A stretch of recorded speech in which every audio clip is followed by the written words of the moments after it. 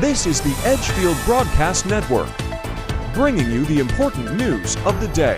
More than 800 officials in the United States, the United Kingdom and the European Union released a public letter of dissent on Friday against their government's support of Israel in its war in Gaza.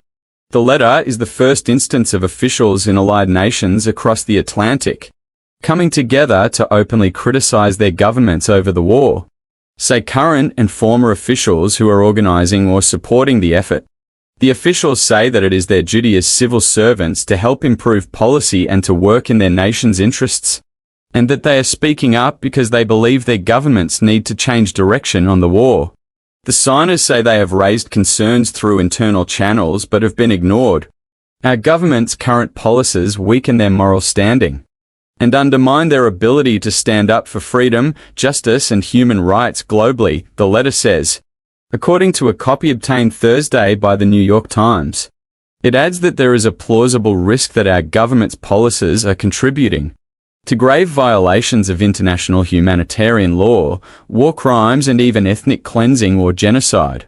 The Israeli military launched a bombing and ground campaign in Gaza after Hamas fighters invaded Israel on October 7 and killed about 1,200 people while abducting about 240, Israeli officials said.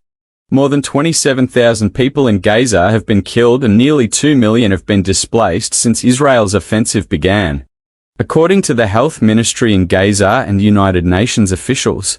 The document does not include the names of signers because they fear reprisal, said one organizer, an official who has worked in the State Department for more than 2 decades.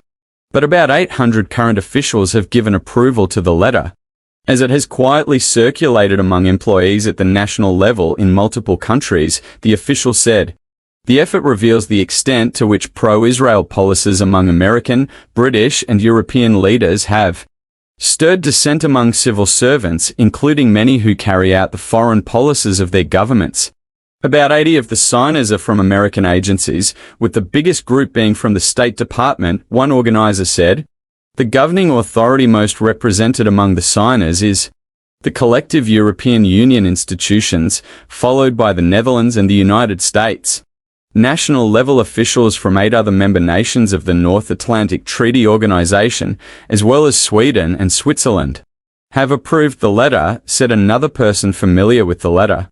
Most of those supporters work in the foreign ministries of those nations.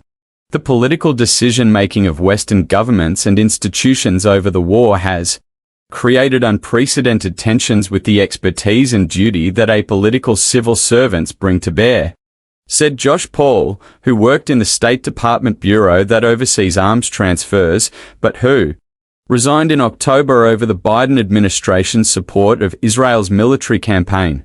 Mr. Paul said he knew the organizers of the letter. One-sided support for Israel's atrocities in Gaza and a blindness to Palestinian humanity is both a moral failure and, for the harm it does to Western interests around the globe, a policy failure, he said.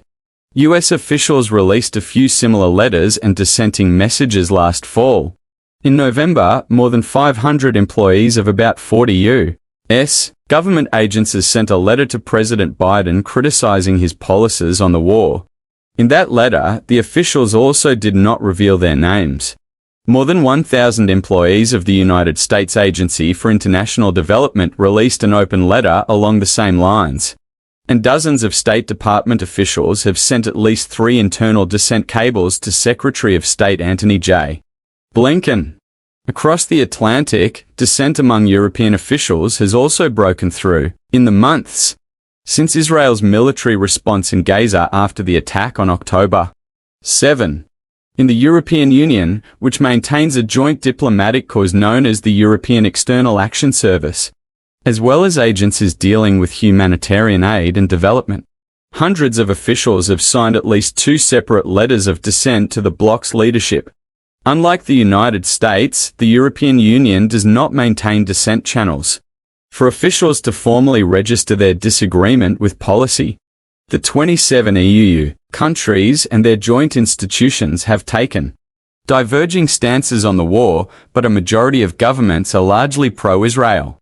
Only a handful of EU nations, prominently Ireland, Spain and Belgium, have consistently called on their partners in the Union to moderate support for Israel, push for a ceasefire and focus on Gazan's suffering.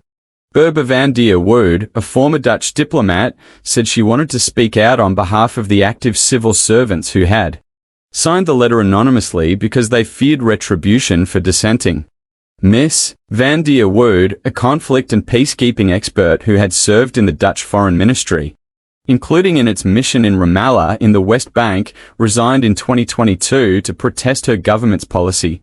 She has since been a prominent pro-Palestinian voice in the Netherlands.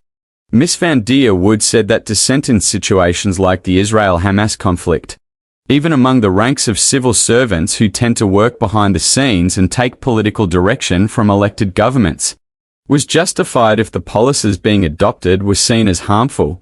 Being a civil servant doesn't absolve you from your responsibility to keep on thinking, she said. When the system produces perverse decisions or actions, we have a responsibility to stop it. It's not as simple as shut up and do what you're told. We're also paid to think.